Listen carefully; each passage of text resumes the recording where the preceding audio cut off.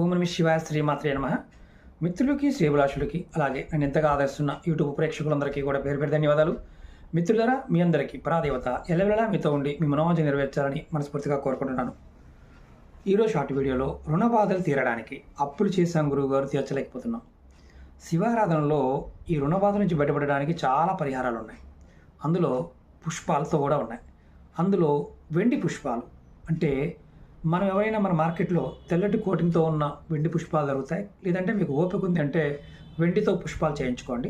ఆ పుష్పాలతో శివారాధన చేయండి. మళ్ళీ వాటిని తీసి మళ్ళీ కడిగి మళ్ళీ వాడుకోవచ్చు, ఇబ్బంది ఏమి లేదు.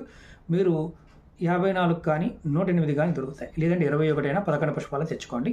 మీరు ఖచ్చితంగా ఎవరైతే అప్పులతో బాధపడుతున్నారో వారు ప్రతిరోజు కూడా శివారాధనకి ఈ పుష్పాలు వాడి చేస్తే మీ రుణాలు ఖచ్చితంగా తీరుతాయి.